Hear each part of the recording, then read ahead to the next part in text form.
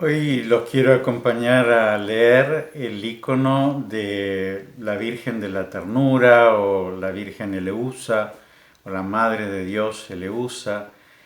Bueno, ya en uno de los programas vimos cómo se leía el icono de la Theotokos, es decir, de la Madre de Dios.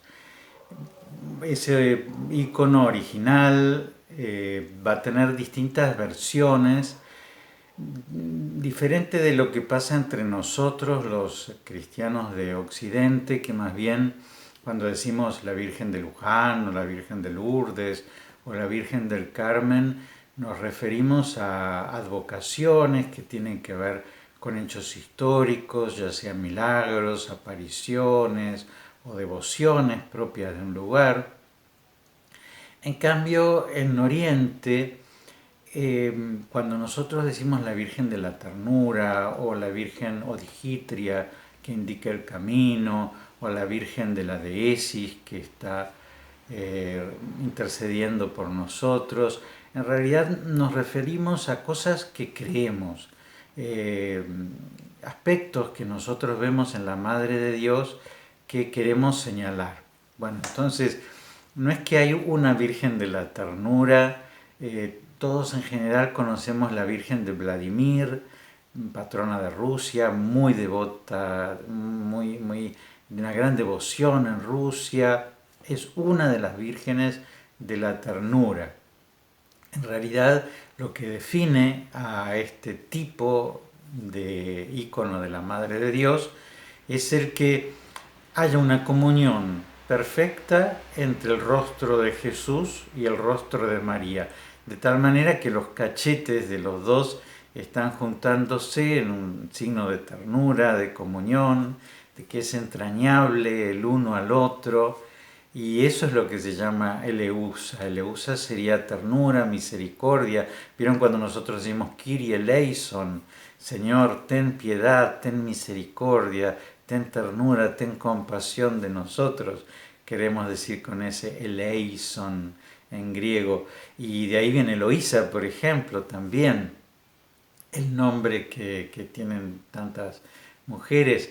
Y eso quiere decir la ternura, la compasión, la comunión que existe entre los dos. Entonces, ¿qué va a querer mostrarnos este icono en el que en el lugar de Jesús podemos estar nosotros? Bueno, cuando se la declara a la Virgen Teotocos, Madre de Dios, quiere decir que la Virgen en realidad en un momento Dios estuvo en sus manos. En un momento ella lo amamantó, lo alimentó, lo cubrió, le dio calor. Jesús no se dio cuenta de que estaban haciendo en un pesebre, en un lugar de animales, que tendría feo olor o que podría ser frío o lo que fuera, porque estaba en los brazos de María. Y María fue la que le dio el calorcito y el buen aroma y el alimento y el lugar mullido a un lugar de tanta intemperie. Y eso pasó durante toda su vida, es decir, María primero lo protegió físicamente, como una madre protege a su hijo, primero los 9 meses en que se entreteje en sus entrañas, pero después afuera, ¿no es cierto? Es decir, el nido que es la casa, la cuna, ¿no es cierto?, en donde puede crecer nuestra pequeñez, nuestra debilidad, nuestra fragilidad, son los brazos de nuestra madre. María fue eso para Jesús.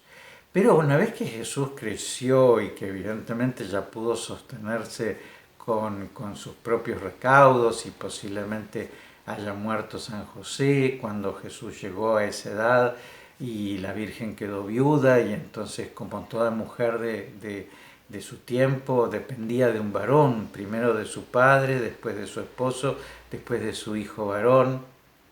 Y entonces la Virgen quedó al cuidado de Jesús, al revés de como había sido, ¿no es cierto?, que Jesús estaba al cuidado de María. Y esa comunión, ¿no es cierto?, en donde esos contornos se desdibujan entre uno y el otro, porque sus corazones tienen contornos que se desdibujan porque aman lo mismo, laten por lo mismo, vibran por lo mismo, tienen el mismo amor a Dios, la misma voluntad de servirlo y por otra parte el mismo amor a cada uno de nosotros. Imagínense, Jesús se hace pan para alimentarnos, muere para darnos vida. La Virgen en la cruz recibe el encargo de ser nuestra madre y realmente se ocupa de nosotros y todos nosotros lo sabemos y por eso evidentemente tienen una comunión esos dos corazones que no puede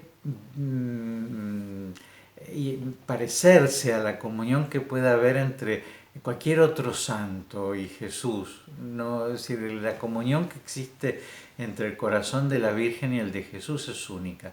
Imagínense lo que habrán sido esos 30 años, porque Jesús habrá llegado como todo joven, ¿no es cierto?, a su adolescencia, a su madurez, habrá empezado a trabajar, lo que habrán sido esos diálogos, por decirles, desde los 18 años de Jesús hasta los 30 años, y en 3 años de vida pública de Jesús nosotros tenemos tantos relatos en el Evangelio que cautivaron la atracción de los apóstoles, pero la de todo el mundo, ¿no? En 2000 años, imagínense las cosas que habrá escuchado y que habrá presenciado la Virgen en esos 30 años de vida privada. Pero además, la Virgen, al no tener pecado original, tenía una inteligencia inusual porque no tenía las consecuencias que el pecado original tiene en nuestra inteligencia y por otra parte tampoco en su voluntad, y entonces no tenía malicia, no tenía ignorancia, no tenía el error, no tenía la concupiscencia desordenada, no tenía la infirmitas, que es esa falta de fortaleza que tenemos los hombres. Y entonces la Virgen tiene una gran comunión con Jesús. Y ya les digo, ella lo protege Jesús, Jesús la protege a ella. Y entonces la Virgen, por ejemplo, está al pie de la cruz de Jesús, de vuelta, en el momento débil de Jesús, en el momento en que Jesús vuelve a estar necesitado de su presencia maternal, ella vuelve a estar ahí alentándolo en ese momento tan difícil de la prueba.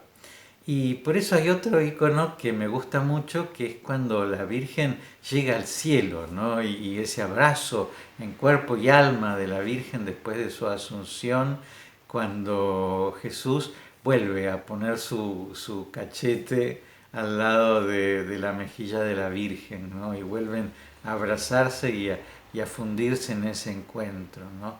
En esa comunión de corazones, ya en la vida eterna, ya para siempre.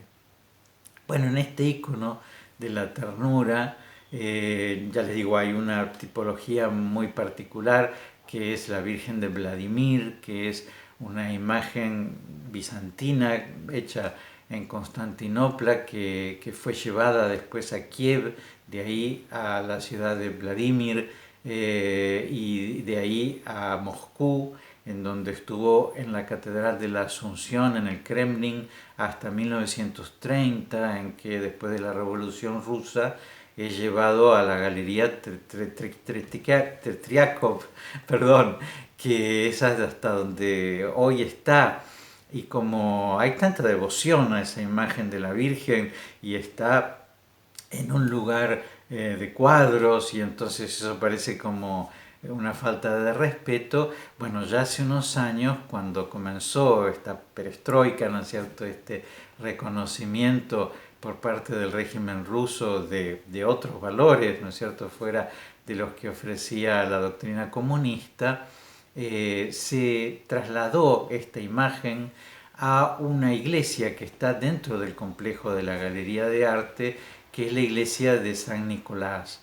Y entonces ahí está dentro de un museo, pero dentro de una iglesia que está en ese museo, y la gente va a verla para venerarla, y así me pasó, ¿no es cierto? Es decir, yo tuve la gracia de poder ir 2 veces a ese museo, de poder entrar en esa iglesia de San Nicolás y poder venerar a esta imagen particular de la Virgen de la Ternura, que es la Virgen de Vladimir, que es la Virgen frente a la cual se coronaban los zares, que es la Virgen que salía en los estandartes del ejército ruso para alcanzarles la victoria, porque ellos consideraban que les había alcanzado la victoria siempre sobre sus enemigos, y que tiene una particularidad muy linda, y es que si ustedes se fijan, la manito del niño Jesús está saliéndole detrás del cuello de la Virgen, y por eso es como que esa ternura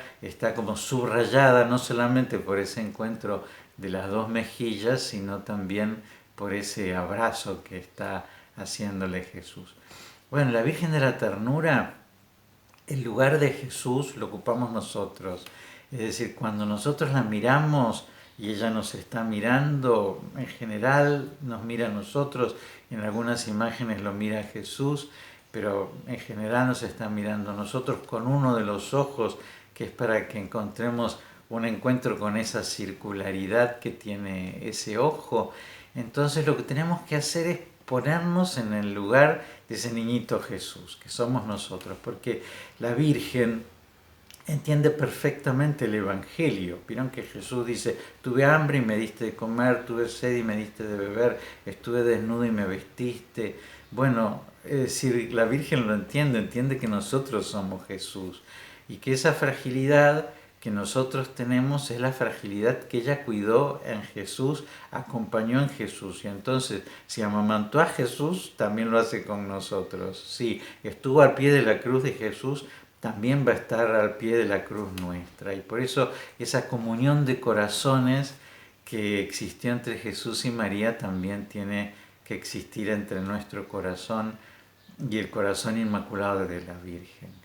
Así que es muy lindo el que nosotros, aprendiendo a leer este icono de la Virgen de la Ternura, de la Eleusa, podamos hacer esta práctica de sentarnos frente a ese icono para ponernos en ese lugar tan cómodo en el que está Jesús, tan abrigadito, tan cuidadito, sabiendo que lo mismo, el mismo amor que ella tiene por su Hijo Jesús, lo tiene por cada uno de nosotros, sus hijos, hasta que también algún día lleguemos a ese abrazo definitivo en el cielo.